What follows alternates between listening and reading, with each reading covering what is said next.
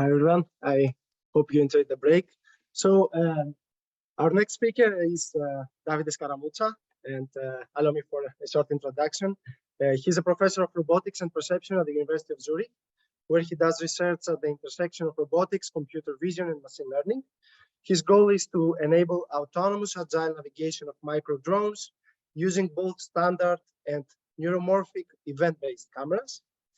He pioneered autonomous vision-based navigation of drones, which inspired the navigation algorithm of the NASA Mars helicopter.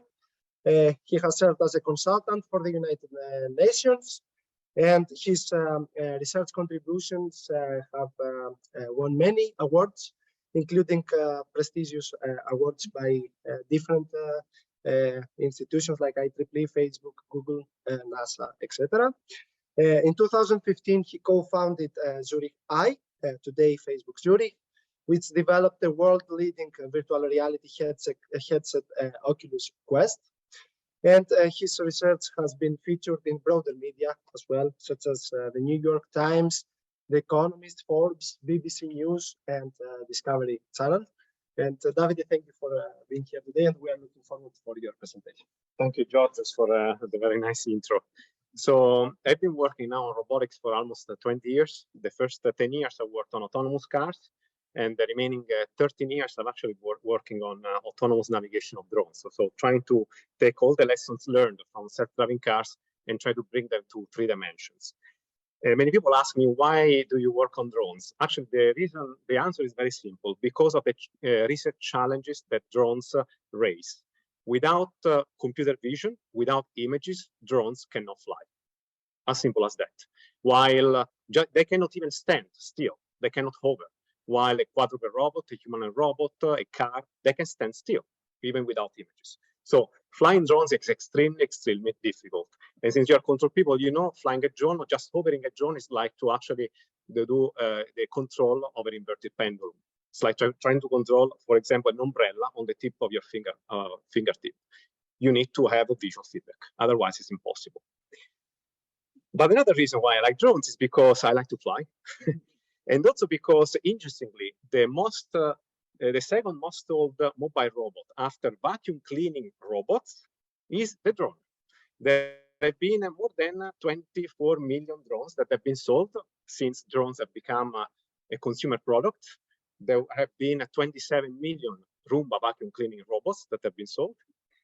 The market value is at the moment estimated at $24 billion and is expected to grow to 500 billion by 2028.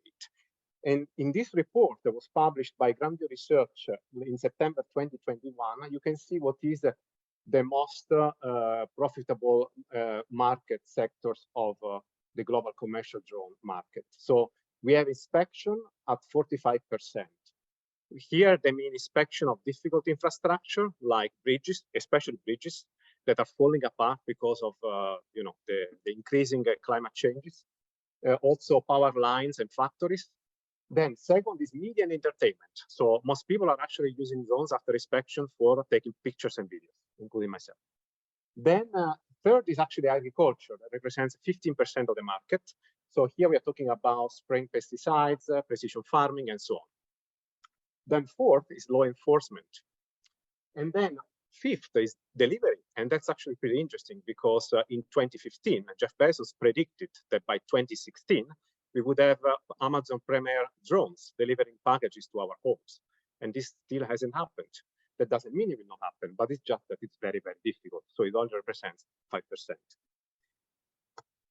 However, the interesting thing is that the 99% of all commercial drones that are flying in our skies are actually still either controlled by human pilots, the majority of them actually, or via a GPS-based autopilot.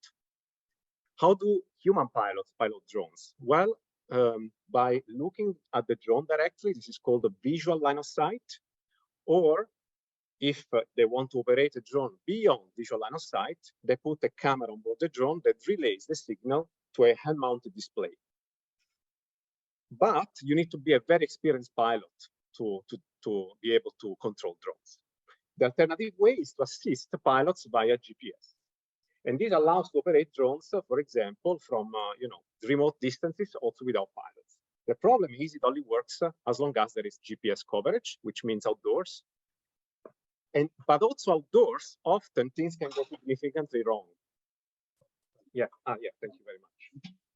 So Switzerland is the country that pioneered, it actually authorized first autonomous navigation of drones beyond visual line of sight. That was in 2015.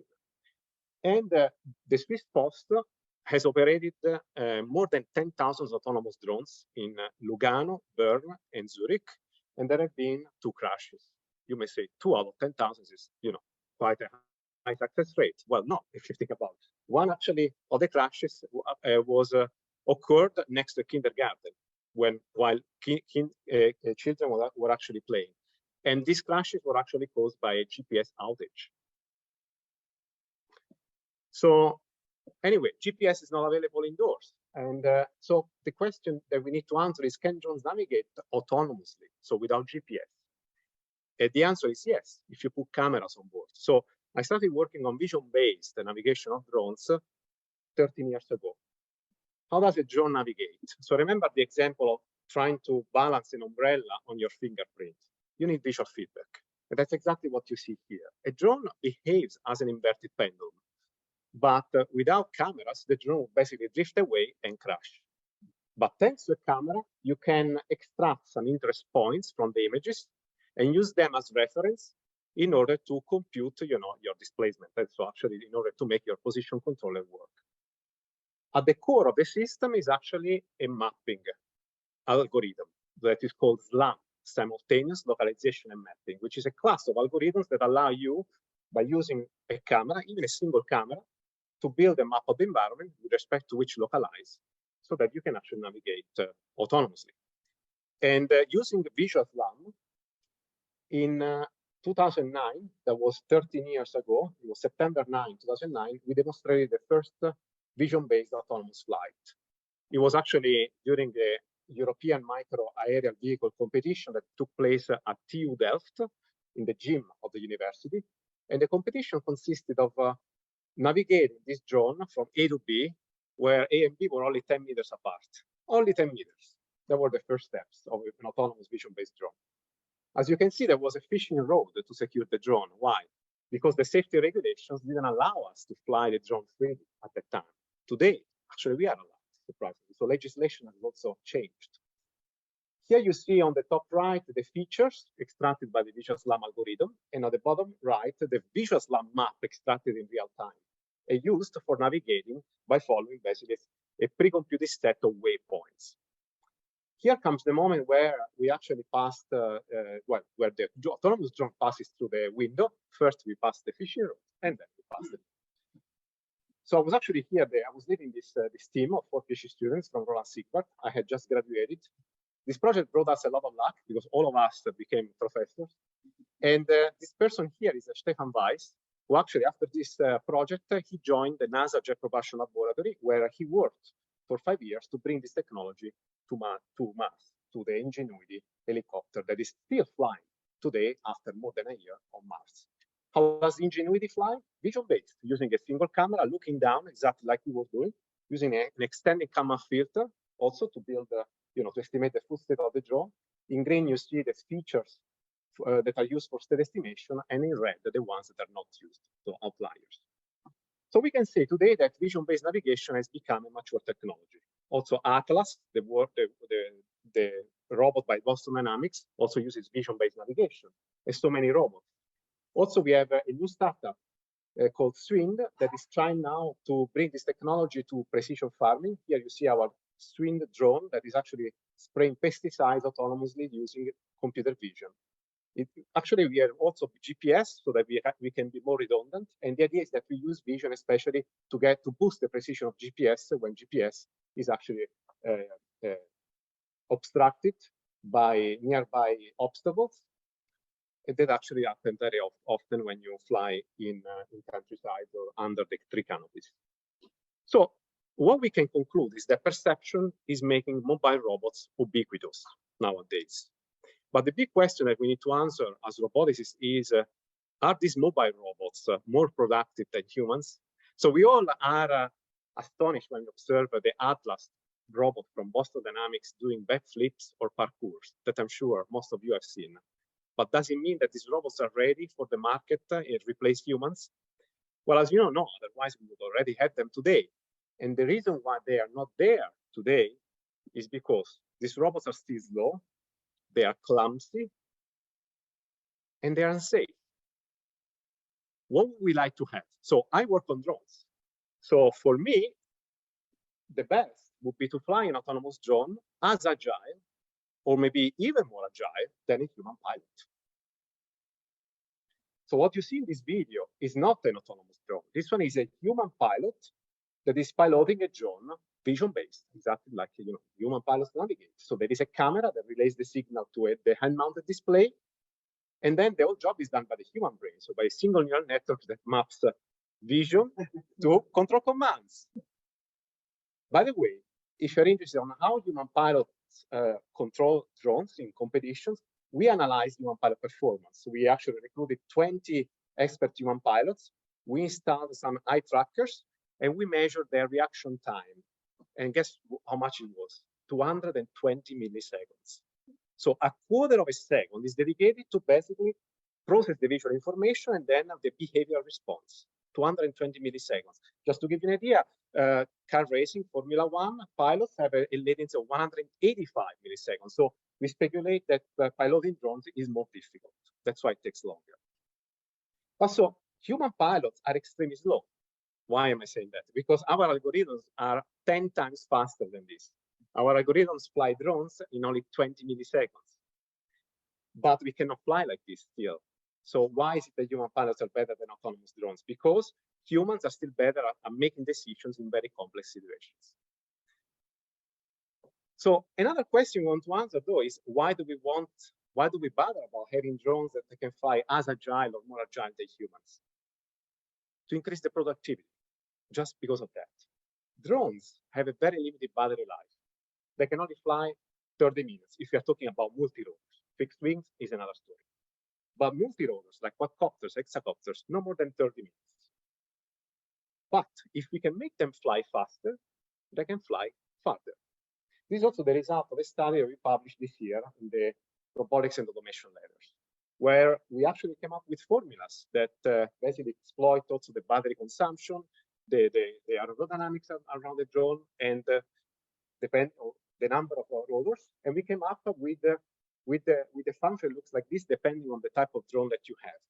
This is actually the range covered by an average drone, like a DJI Mavic, which is basically the most popular drone on the market, as a function of the speed.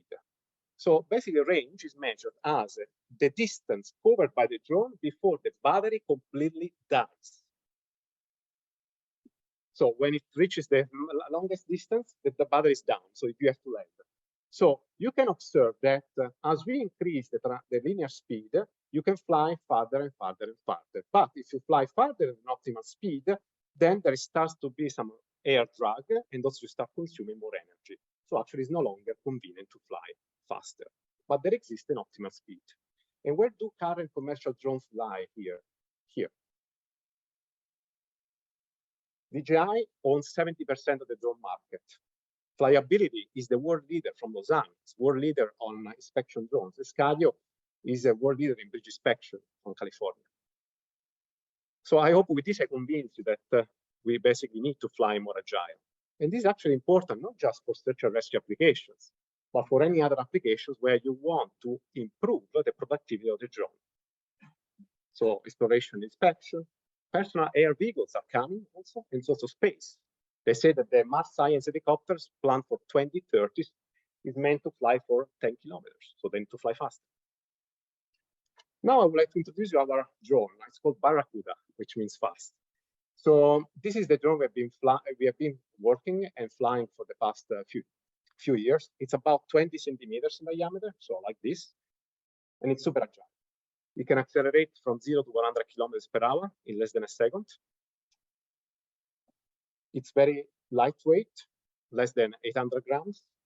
Maximum acceleration 5G, which is as much as astronauts experience when they are launched with a rocket. As for the brain, we use an NVIDIA GPU, which is here. And then for the eyes, we use inter-rear sense cameras. Sometimes we use a single camera or multiple cameras, depending on what we want to do. How do we control our drones? We control our drones very similar to how all the autonomous cars are controlled. So there are 3 software modules in all mobile robots. And this has been the case for the past 50 years of robotics. You have perception, planning, and control. Perception is in charge of state estimation, SLAM. For us, though, the state is much more than the position. It's also position, velocity, and attitude, so the orientation. Also, perception is in charge of giving you a 3-dimensional map of the environment with respect to which the planning module, motion planning module, computes a collision-free trajectory. And then this trajectory is executed by the control module. Now, why did I write there? This is architecture is insufficient for agile flight because it is slow and it's fragile to imperfect perception and strong aerodynamic effects. So slow because basically each of these modules has its own latency, and in the end you have a compound latency. So if you can find ways to actually shrink the overall latency, it's always a plus, because by lowering the latency, you can fly faster. But perception is very, very brittle. Here it was also mentioned in the previous talks. So it's very fragile to imperfect, perception. So when you fly fast, you often experience motion blur, which is caused by the fact that the cameras need to expose the images in order to perceive an image. And so during this motion, of course, the pixels get blurry. Also, what happens very often in agile flight is that the quick rotations of the camera cause some areas to be overexposed or underexposed. That means that when you fly vision-based, you're losing the visibility of the features that you're using for state estimation. That means you're crashing. You're eventually going to crash. So how did we handle this problem? So in the past, we used a lot of perception-aware model predictive control, where basically we would add the perception terms to model predictive controllers so that we would generate trajectories that reduce the motion blur. So you fly a trajectory that keeps the visibility of your points of interest. But I'm not going to talk about that. Another problem is aerodynamic effects. Do you see these vortices here? This is turbulent flow, and it's very difficult to model unless you use sophisticated computational fluid dynamics simulators. But then the problem is that it takes a lot of time, from hours to days, and you would have to actually recalculate them for every new trajectory. So it would be very feasible to use. What would be the alternative way? Do it the human way. Use a single neural network that maps sensory inputs to control command. We know that this is possible because we humans are the living proof of that, but as you know, it's very sample inefficient. Especially for vision-based flight, it means you would need to collect tons of images, not millions, but trillions of images in every possible environment where you want to navigate. And you don't want to navigate just straight. You have to also, excite all possible movements in any possible environment and during any possible seasonal variation, day and night as well. But even if you succeeded, this would have very limited interpretability, at least for now. So what we have been working on in my lab over the past few years is trying to combine deep models with the classic control. How? Well, either replaces some of these modules or combinations of these models with neural networks, or by adding residual models. But now, when you incorporate deep models, there are questions. Do you train it with supervision or without supervision? How do you get enough training data? Can you collect in simulation? And if you do the training in simulation, how do you address the simulation to reality gap? And how do you guarantee that it generalizes to real drones and to the real world? So rather than speaking broadly, I would like to now ground what I'm going to say to 3 applications that we have been working on over the past 3 years, which is drone acrobatics, navigation in the wild, that means in unknown, unstructured environments, and autonomous drone racing. Some of these are not really useful applications. They're actually quite, ludic application, but that doesn't matter. The whole point of these tasks is to push the limits of vision-based navigation and understand what are the underlying problems, very much similar to what Boston Dynamics is doing when Atlas is doing parkour. So we want to understand what are the underlying challenges. So let me start with the first 2. So here I show you the results. So on the left, you see our drone, Barracuda, doing acrobatic maneuvers completely autonomously and vision-based. And on the right, the same drone navigating at unprecedented speed in unknown unstructured environments, both in forests, in search and rescue environments, even exiting in hangar, where standard commercial drones cannot do it. Here you see another forest. And the interesting thing is that this was, for the time, made possible thanks to neural networks. So before, actually, state-of-the-art was still flying these drones in labs or in very controlled environments. So here we are navigating for the first time in the wild. And the neural networks were in charge, and they were trained entirely in simulation. Zero shot. So that then they were transferred to the real drone and in the real world without any fine-tuning. On the left, you see how we trained the autonomous agent for acrobatic flight. We simulated 200 drones doing different acrobatic maneuvers. It took around 5 hours to simulate 50 equivalent hours of flight. On the right, we used a more sophisticated simulator, and we leveraged Unreal Engine, which is a video game engine, by the way. So we are now like using, all possible sources that we can. And again, we are simulating, very difficult environments, and then we can transfer to the real world. Now, there is a big problem when you train only simulation, but it's not guaranteed to transfer to the real world. But there are some tricks, as you know. The most famous trick is domain randomization, where basically you randomize all the features that you want your drone to be invariant to. For example, you could randomize the mass of the drone, the aerodynamics. You can also randomize, add some noise to the observations. But that didn't really work for this. Why? Well, let's look now at the task of navigating in the wild, for example, near forest. On the top, you see what the simulated forest looks like. And at the bottom, you see what the real forest looks like. So we tried training on these raw pixels, and it didn't work. And the reason why it doesn't work is because there are very large photometric changes. Yeah, you could argue, yeah, we can use a sophisticated simulator. I mean, Hollywood now makes movies just using simulators, which is difficult to distinguish from reality. But even if you could do that, the problem is that you would actually need to simulate all possible variations of texture that the drone is expected to observe in the real world. For example, seasonal variations. For example, a forest can appear green in summer, but yellow and red in autumn, and maybe white in Zurich in winter. So what would be then a trick? So one and other technique that has started to actually be working well over the past few years is actually to use an appropriate abstraction of the sensory inputs. Rather than training on raw image pixels, we train on an appropriate abstraction of the images. For the task of navigating in the wild, this abstraction turned out to be depth maps. What are depth maps? Depth maps are disparity maps that you will get from a stereo camera. So from a left and right stereo image, you can triangulate every single pixel. And then you basically create a depth map where yellow means close, black means far.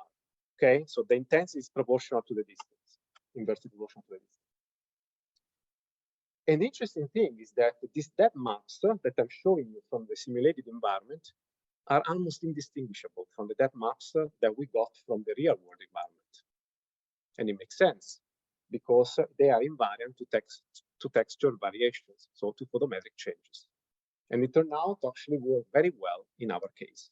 What we also show in this paper is that we don't train on ground truth depth maps, but rather on realistic noisy depth maps. And by doing so, we gain an extra success rate. We gain a 20% more of success rate.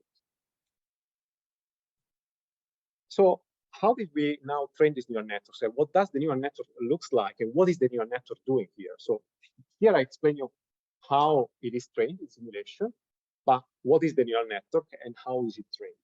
For us, the neural network for this task was a CNN, a convolutional neural network. By the way, we experience that for every task, we have to use a different architecture. What is the neural network taking as input? It's taking a depth map. the state, actually velocity and attitude is sufficient, and the desired direction.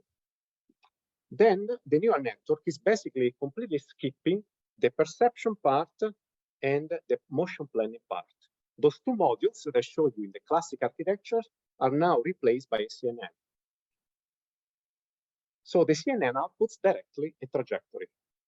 But how is it trained? Well, we train it with initial learning, so with supervision. But in this case, we don't provide the supervision from a human because we want to be better than a human, but rather from a privileged expert, privileged artificial expert. As an artificial expert, we took the state-of-the-art, very best of the best model-based global trajectory planner. So this is privileged, meaning that in simulation, it knows the ground truth state of the drone and of the trees. It knows everything, the density of the trees, their position from here up to the end. We can, it's a simulation. And then at training time, the student network tries to imitate this expert. The expert is also putting a trajectory. Maybe the expert is not that fast. It takes actually a few seconds, but it doesn't matter. We are training it in simulation. Actually, if you want to know what the expert is a Monte Carlo sampler. It's the best. Now, at the beginning, when you start training, the blue trajectory output by the network will be very random. But then what you observe is that after a few thousand iterations, it starts to actually mimic really the artificial expert. But as you observe, we are not asking the network to output control commands directly. Why? Because we want to be able to generalize to very different drones. So actually, what we do is that to maintain interpretability and enhance generalization, we ask a standard nonlinear model predictive controller to execute this trajectory. So then the nonlinear MPC then outputs the control commands that are then used to execute this trajectory. And then we can actually generalize to different drones. And now let's try to go to the results. So does it work? And if it works, does it work better than the original classic control architecture? Which means, can we fly more agile and with higher robustness, meaning with higher success rate? Well, yes, to both. So we found out that using this neural network, we are able to have a 6 times more efficient, in computing the trajectory than state-of-the-art planning algorithms. You see this is the state-of-the-art that takes 65 milliseconds. Per that map, ours was only 10 milliseconds, so 6 times faster. What about success rate? So the success rate is measured at 100% if you reach the end of the forest without ever colliding. So ours is the one in green, and then we have 2 different baselines in blue and in orange. And then we have the blind baseline that just goes straight in red. So as you can see, by using the neural network, we were able to achieve a higher success rate. Still, the success rate, drops with the increasing speed. Here, the speed goes up to 10 meters per second, which is almost 40 kilometers per hour. Why? Because then at higher speeds, you start to have a motion blur. And then that actually starts to give a problem. But at 10 meters per second, we reach 60%, while the best model-based state-of-the-art actually reaches 60% at 5 meters per second. So basically means that we can fly twice as faster than baselines, thanks to the use of neural network. So what are the takeaways so far? So what I show you, and I hope I convince you, is that using, so we were able to actually distill complex navigation policies into neural networks. Second, I show that these neural networks are more robust to imperfect perception and have lower latency. And this was possible thanks to an appropriate abstraction of the inputs and of the outputs. However, the question I'm usually asked is, how did you choose this representation? We chose it. We picked it. Now what we're working on is trying to learn it. What is the problem? Well, it works, but how better are we compared to human pilots? I mean, visually, qualitatively, it looks similar, but are we better? Well, the tasks of acrobatics and navigation in the wild are difficult to judge quantitatively. That's why, in parallel to this, over the past 5 years, we have also worked on autonomous drone racing. Because this is the one task, sport, where you can easily quantify. That's why there are competitions.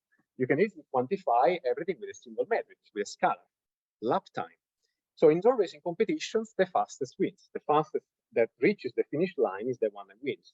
So the metric is the lap time, the time it takes to finish the race. Now, we've been working on this problem for 5 years, so I'm gonna give you a gist, like, in 3 minutes, but I could talk 1 hour about this. Let me show you what drone racing looks like in the human world. The guy you're gonna see here is Marvin. He is the Swiss champion of drone racing. He started racing when he was 12. He still goes to school, by the way. He wants to become an engineer. And yeah, I mean, he's great. He's working with us. We learned a lot from him. Let me show you to you.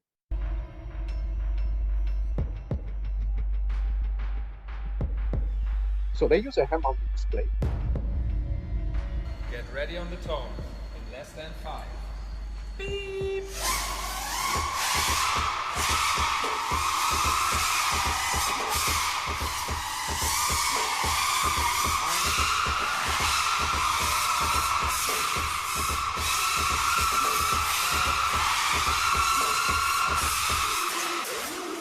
So did you notice how close to the edges of a gate it goes? Well done, well done. Because of course you want to minimize the flight time. So it's all about time optimal, trajectory planning and execution, if you think about.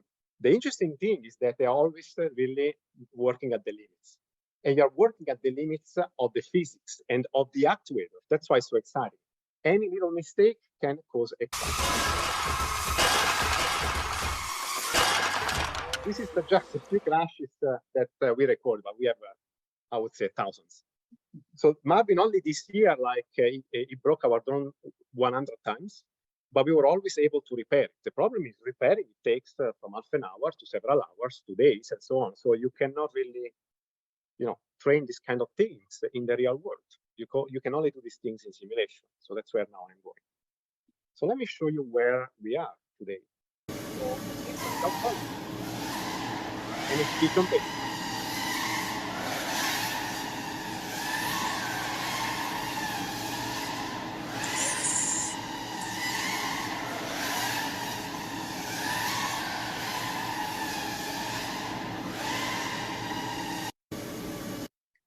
So it's vision based. So here on the left, you could see what the camera sees. So it's a large field of view. It's exactly the same one that human pilots use. Actually, we built identical replicas of the human piloted drones, to be fair, with the same field of view. We use a neural network to detect the gate corners. Then these corners are fed into a state estimator, basically a Kalman filter. And then there is now a reinforcement learning-based controller that is in charge, that is in control.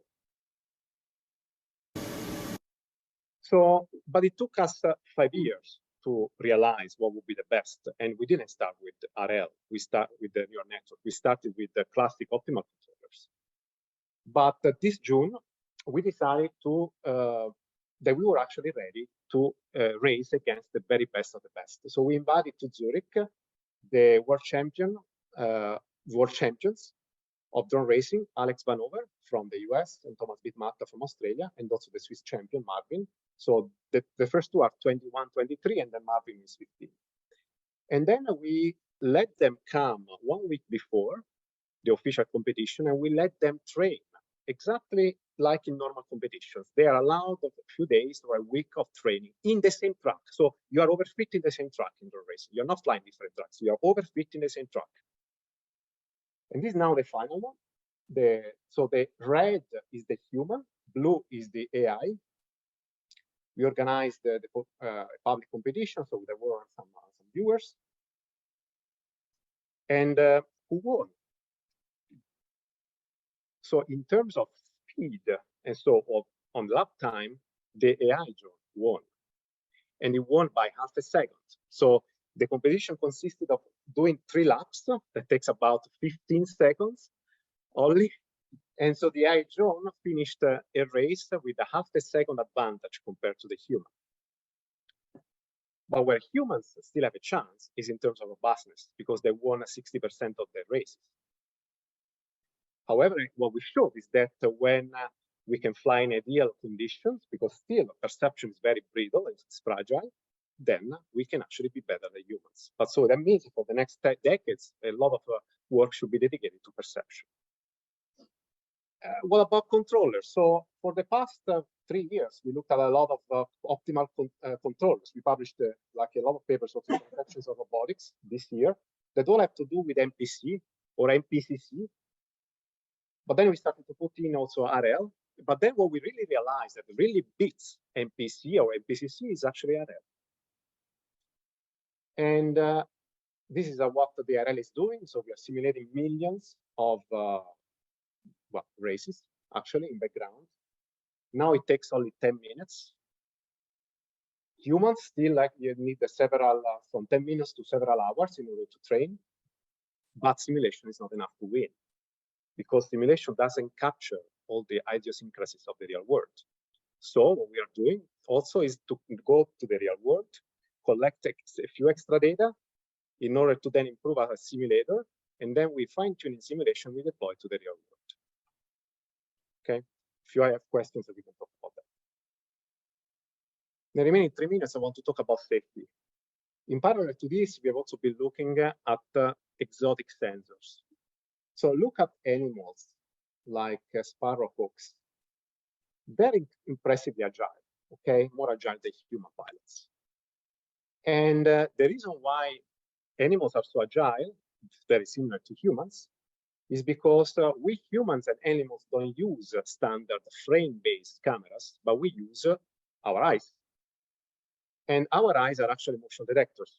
I don't know if you knew, but actually only if there is some motion, we see something. If you freeze the eyes, you don't see anything. Inspired by this principle, 10 years ago, at the Institute of Neuroinformatics of ETH, people actually used this bioinspiration to develop the first commercial event camera. What is an event camera? It's a camera that measures motion. So you see here the output of an event camera. Only the pixels that detect motion, like the edges in this case, will basically trigger events. But these events are not coming at regular time intervals, like in a standard camera, but rather they are coming continuously. Look here at this animation. So imagine now that the cameras, standard camera or an event camera, are looking at the rotating disk. Let me animate it. A standard camera will output frames at constant time intervals, while an event camera will output a spiral of events corresponding to what is moving in the scene. So there is a continuous stream of information, and this continuous stream happens at microsecond latency. Well, who needs microsecond latency? In drone racing, actually, the main latency is even mechanical latency, which is much larger than microseconds. But this is good for perception. It allows you to predict the objects moving in the scene much quicker. And also another cool thing is that it doesn't suffer from motion blur. That is the key limitation, especially in low light. So some years ago, we showed that with an event camera, we could trigger evasive maneuvers when the drone is flying and is moving, and we throw objects at the drone, like in this case. So this worked up to the relative speeds of 10 meters per second. And we achieved that with an overall latency of 3.5 milliseconds. Using a standard camera, you need 30 milliseconds, the distance between two frames. Here you see how it works. Events come in space and time. So it's a space-time volume of events.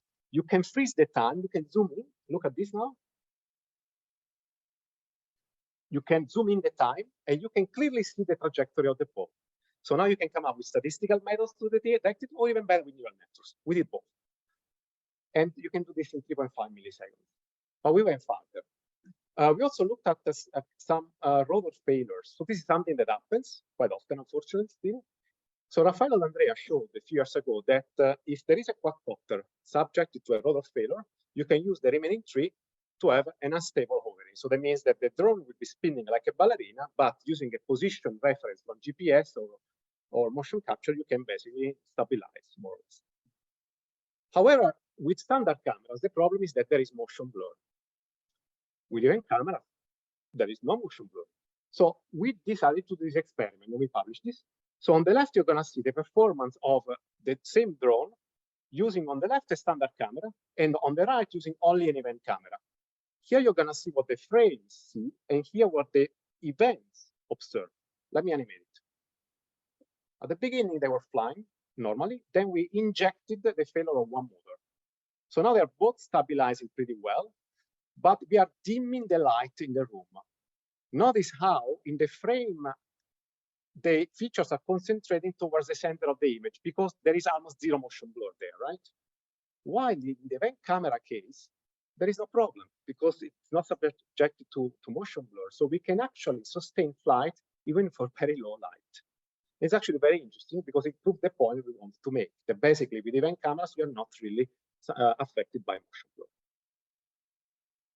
So this now leads me to the conclusions. So what I showed is different things. I showed you that it's possible to distill complex navigation policies in neural networks, and that you can use tricks like appropriate abstraction of the inputs of the sensors and outputs, control commands to reduce the sim-to-real gap. I mentioned, but I didn't show it, and we're actually now trying to publish that RL beats optimal control for the task of drone racing, not for any task. And also, I mentioned about event cameras that can improve further the performance, robustness, and lower the latency. But there is a lot of problems that we are still working on, like learning now the appropriate representations. We are still using state-based RL instead of vision-based RL, which is closer to what human pilots do. We are also still learning a navigation policy for a specific track. And also, event cameras are still running on standard processors. Now there are neuromorphic chips that are becoming like, the key thing, and they promise to actually, lower the computation by orders of magnitude. But the problem is that they are not still as expressive and performing as standard neural network, but something to look at, certainly. With this, I would like to thank you for your attention.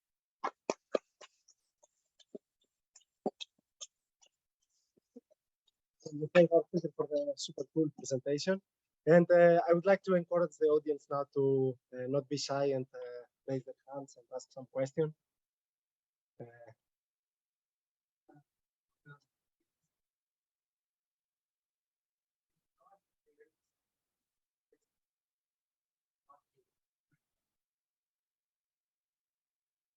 Yeah, it depends on the task. The robustness and performance. So first of all, for drone racing, we have a paper that computes the time optimal trajectory, assuming that you have recorded well, that you have modeled well your drone. So we have a trajectory. We can basically compute the theoretical lower bound of the lap time. But you're totally right, and this is actually what we learned in this competition. In the end, what allowed us to win is not to fly the fastest policy. So if you do fly the fastest policy, we could actually even have a larger advantage. But we have to reduce a little bit the capability of the policy in order to fly with lower risk. No, we don't know yet how to do this. So, next question. Yes. Regarding the drone race, you said extra data. That's right. Yeah. Yes, exactly. So in simulation, you can only fly well as long as you think you have a very good model of the drone, which is not the case.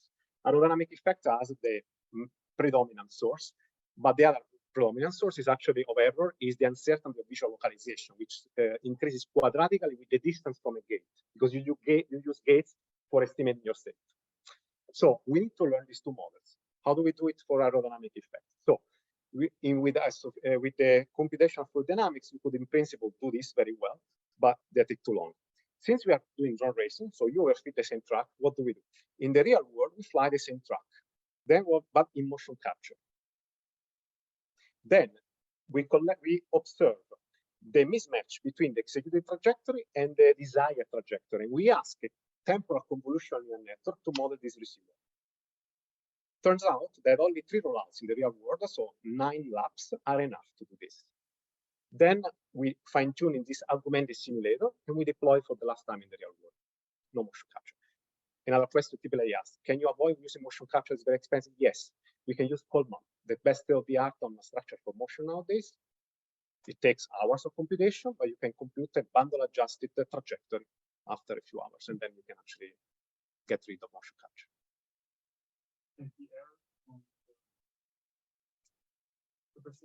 We use a Gaussian process. to actually handle that. So we use it now again, what the data collected from the real world in order to now train this protocol. And we use that in the final learned architecture. This is still not published, so we are now writing a lot of publications, a few publications, and we are submitting them now. So we will not find these papers. Yeah. Final quick question.